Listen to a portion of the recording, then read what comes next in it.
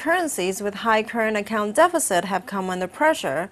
Where do you see support coming in for the currencies? I think we're going to see a bit of a bounce back pretty soon. I think a lot of these currencies are sold off because of concerns about a tapering by the Fed, but I think those concerns are overdone. Even if the Fed were to taper its asset purchases to some extent in the next, say, 3 to 6 months, you still have a situation where quantitative easing is going to be significant, both by the Fed and other major central banks, and so I think that will be supportive of a bit of a recovery in these emerging market currencies.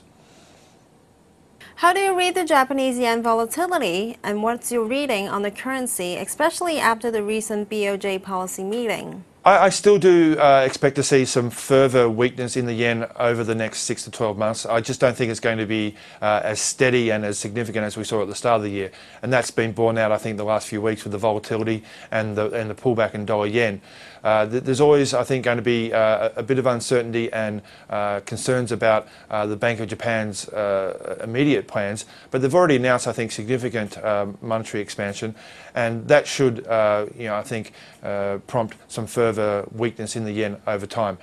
In the very near term, though, of course, there's going to be a little bit of volatility as people try and work out the relative impact of what the Fed's planning to do and what the Bank of Japan's planning to do. But over the medium term, I do expect to see a resumption of a more gradual yen weakness. The Indian rupee has seen record lows in the week, while the concerns on Fed tapering of QE have led to sell-off in most Asian currencies. What are your views?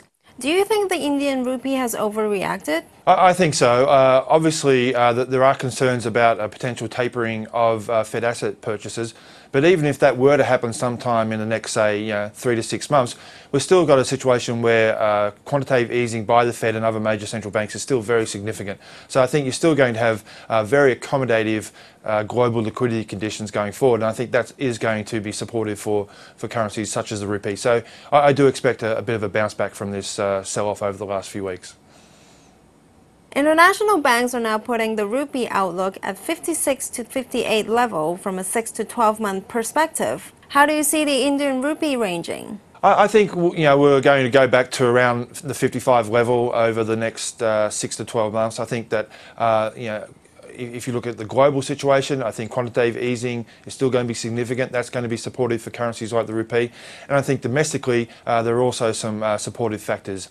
You have the RBI has been cutting rates in recent months. That's going to, I think, support the medium-term growth outlook.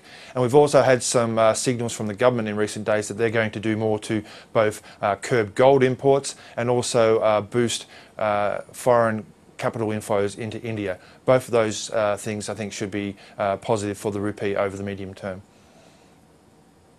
What's your view on the dollar index on the back of some strong economic data and talks of curbing stimulus? Well, we've had a fairly pro-dollar bias for most of the year, and when we do see the dollar sell off, as it has in the last 2 or 3 weeks, we do become a little bit more aware of the potential, I think, for positioning for those medium-term dollar gains. Over May, the dollar did see some pretty solid gains, and we got a little bit neutral about the outlook there. But since then, the dollar has pulled back, and I think that there will be opportunities at some stage to go long the dollar against certain currencies in line with our medium-term views for better dollar performance.